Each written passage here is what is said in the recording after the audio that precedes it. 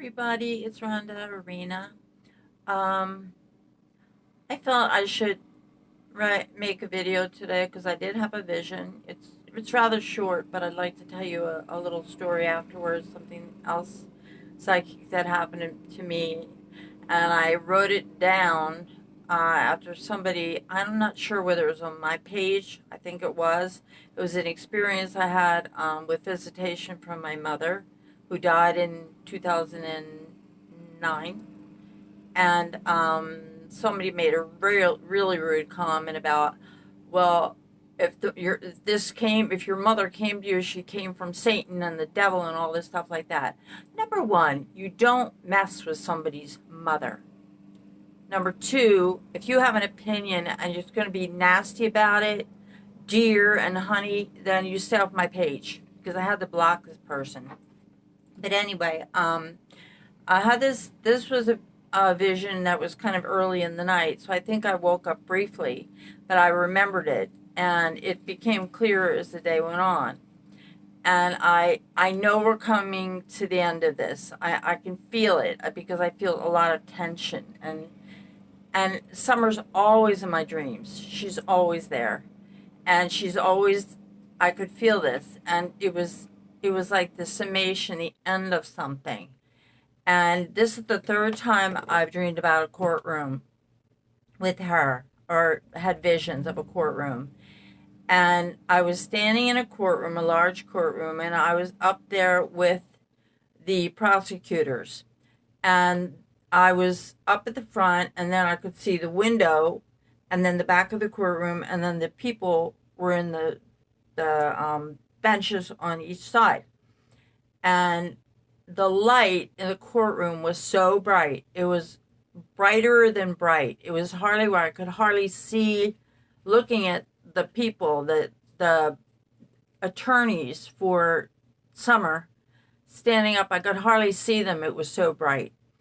And I just stood there, and the attorney had papers with him. I couldn't even see his face. It was so bright. And I got the feeling I was in a place that was very close to heaven. It had godly intervention in it, in this room. And that's where the light was coming from. It was like white, yellow light. And the man had papers in his hand, and he was reading stuff. And the courtroom was full of people. And I knew Candace and Dawn were sitting on the benches on the side, just where they sat when Summer was pointing the finger at them. And the lawyer said something, and the whole courtroom let out this giant gasp. He said a few things, and everything was like a giant gasp. And it was like everything was a big surprise. Like, like, I can't believe that happened. Oh my God. Like there were so many surprises what the attorney was saying. And I let out a gasp too, because when visions happen and they come true, I am still surprised. I'm still amazed that I was actually shown things that came true, and they came true in such a way that I saw them. And I can do this. I can predict. I still second guess myself, and I think, well, maybe I interpreted it wrong or something like that. But when it happens, I'm still in awe that God has granted me this. And everybody let out this, like, and then I came out of it, and I went back to sleep. And when I woke up this morning, I had to think about it, but I didn't have to think very long because the pieces were just filling in, and I could see what happened. That I was in a really heavenly place. That God was the light coming through the windows, so bright, and that it was like a finalization, a breath of air after you haven't been able to breathe for so long. And Summer was in the room too. She was in that courtroom. The third time she's shown me a courtroom. And it was like it was finally done. And Dawn and Candace were cooked. There was nothing they could do. Everybody was so shocked at what the lawyer said. and but so relieved. And it makes me very emotional to say this, but it was like, and I said, oh my God, my visions were right, and I was just, kind of shaken up by it. And so I believe, I feel it coming. And she's with me. She was with me the rest of the night. I could feel her behind me. I could feel her in my dreams, as she is all the time. She's haunting me. So, well, anyway, so we're getting really, really close, and I can feel it. I feel August 12th or October 12th, and I don't know how it's going to be done, but Don, something's going to happen where they're going to be arrested, and also the troll that was saying something about my mother. I've had this. I had this strange ability. I developed this strange ability. My mother died in 2009, and she contacted me 6 months later after she died. It was November 1st she died, on the Day of the Dead. That would suit us. That was kind of her last little joke, since we were all into the paranormal. And a week before, it was like this weird experience. I opened my eyes, like I was waking up, and I opened my eyes, and everything was black and white. And I saw that Bobby had gotten up, and he had pulled away the sheets, and he had started puttering around the house and doing stuff, and he even walked to the window and looked out. He was talking to one of our neighbors. I could hear the birds chirping in the trees, which they weren't doing at that point because the big tree outside was starting to die, so the birds kind of avoided it. And I could hear the sounds of the street. He was walking back and forth. I could see everything clearly, but everything was black and white. And I just kind of just relaxed. And then I opened my eyes again, and everything was reality. And I was like, the first time it happened, I was thinking, what just happened? I called Bobby, and he was up. And I said, did you just come in here? And he's like, no, I've been in the other room. I'm reading the news. And I said, and I told him what happened. And he's like, I don't know what happened. And I said, it was like I opened my eyes 2 times. And then this happened two more times. And then the last time it happened, he walked to the end. He walked to the window, talked to Stacy. I heard the cars going by. It was just like reality.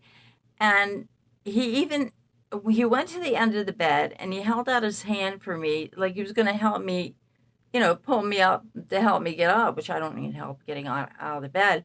But in the vision, this place where can open my eyes twice must be a between the subconscious mind and the last place, the last little sliver of space in the psychic realm where you can see things. He held out his hand for me to take, and I started to reach out. And he looked at me, and he has these really deep brown eyes, beautiful, and he had this big smile on his face, and he held out his hand to me, and I was reaching up to take it, and it was so sweet of him. I thought, that's really neat. Nice, thank you. And then I opened my eyes for the second time to reality, and he was laying next to me in the bed, and he was starting to get up, and I said, were you just in the kitchen? Did you just come in here and give me your hand?